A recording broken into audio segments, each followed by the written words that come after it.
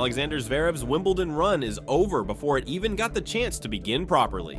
Coming in as the number 3 seed, Zverev was seen as a genuine title threat, maybe not the outright favorite taking into consideration Sinner and Alcaraz, but certainly a player expected to be around deep into the second week. Instead, he's heading home after just one match, following a dramatic 5-set loss to France's Rinderknech across 2 days of play. Interestingly, this is his first-round defeat at a Grand Slam since 2019, which was also at Wimbledon, exactly the same date against Czech Jiri Vesely. The match, which began on Monday evening and stretched into Tuesday due to curfew rules, was quite close. The 4.5-hour match started very tight with 2 tiebreakers. Zverev lost the first set 7-6 and Hum the second 1-6-7, after which the match was stopped and scheduled for the next day. The following day, Rinderknech came out very consistent and won the third set 6-3, while Zverev took the fourth set through a tiebreaker. But Rinderknech managed to win a crucial game in the 5th set when Zverev was serving, allowing him to cleanly close out the match with the last set finishing 6-4. It was a long, grinding contest between 2 big servers, full of tight margins and very few breakpoint chances. But for Zverev, the bigger story is not about a few missed chances. It's about what this result means in the bigger picture. This loss is hard to ignore because of what was happening around him in the draw. Several notable names in his section had already been knocked out. Medvedev, Tsitsipas, Cerundolo, Berrettini, Bublik, all gone. His game had been translating better to grass in recent years, and this was supposed to be the tournament where he proved it. Instead, it's ended in the first round. What makes it more frustrating is that this wasn't a collapse. Zverev played well in stretches. He fought hard, won 2 tight tiebreaks, and stayed mentally composed through nearly 5 hours of tennis. But in the key moments, especially late in the 5th set, he couldn't find that extra gear. That's been a lingering question for him at the majors. He's come close, made finals, and beaten top players. But when the margins are razor thin, he still doesn't always get over the line. Watching Zverev push on that last point is a great example of why it seems like he will never win a slam. He does not have the killer instinct or nerve. There was no attempt to win the point, even after Rinderknech was clearly nervous at 40 love, where he was hitting short, slow balls. Zverev just kept waiting for the errors, and they did come twice, but it felt like he was a silent observer to his own set, just mindlessly returning the balls, allowing Rinderknech to finish the job.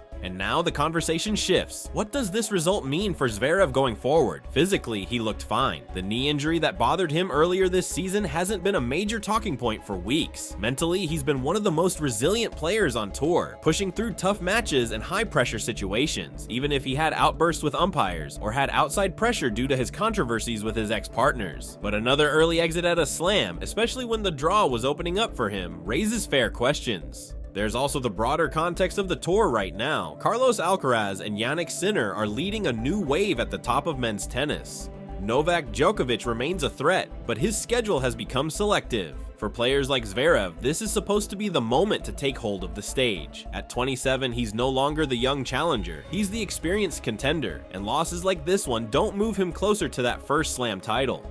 What's even more embarrassing is that Zverev stated earlier this year, "Congratulations to the new talents, but at the moment there are 4 of us playing another level of tennis. Sinner, myself, who is still second in the ranking, Alcaraz and Novak, all very competitive. I believe that we will be protagonists also in 2025, and that this will be a more balanced year than the previous ones." Unfortunately for Zverev, he is nowhere near the level of the informed Sinner or Alcaraz or the aging Djokovic. For Arthur Rinderknech, this is a career-defining win. Ranked outside the top 70, he came into the match as a heavy underdog, especially on center court against a top 3 seed. But his serve held up under pressure, and his composure in the 5th set, after sleeping on a 2-sets-all scoreline overnight, was outstanding. He moves on to face Christian Garin in the 2nd round, and with this kind of win behind him, he'll play with nothing to lose. Zverev, meanwhile, is left to regroup. He won't play again until the North American hardcourt swing, which gives him time to rest and reflect, but he'll know that this was a big chance missed. With the way the draw unfolded and how well he had been playing coming in, this loss will stay with him for a while.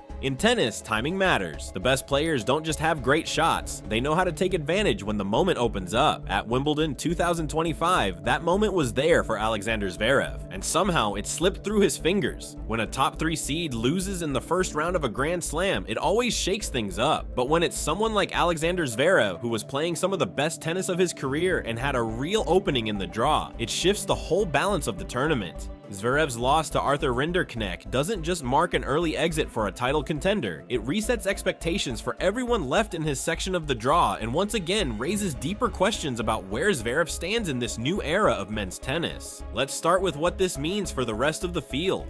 Zverev was in a quarter of the draw that had already been hit by upsets. Daniil Medvedev lost early. Matteo Berrettini was beaten in 4 sets. Francisco Cerundolo and Alexander Bublik, both dangerous on grass, also crashed out, and Tsitsipas retired due to injury. In short, Zverev's path was wide open. The highest remaining seeds are either inexperienced at this level or struggling for form. For a player of Zverev's stature and experience, this was an opportunity to dominate his section, build confidence, and hit the second week in full flow. Instead, that section of the draw is now anyone's game. This could be a major opening for someone like Taylor Fritz, who has quietly improved his grass game over the past year, or even for an unseeded player like Rinderknech himself. The Frenchman has nothing to lose now, and with the confidence of a top 3 win behind him, he becomes a real threat in the early rounds. Other names, maybe even lesser known ones, will look at that part of the draw and think, why not me? But beyond the draw, Zverev's loss will once again draw attention to his record at Grand Slams. For years, he's been part of the conversation as one of the next great champions. He's made multiple major finals, played deep into the second week many times, and beaten top players along the way. But the big title still hasn't come, and matches like this, long, tight, and winnable, are the kind of matches the very best usually find a way through.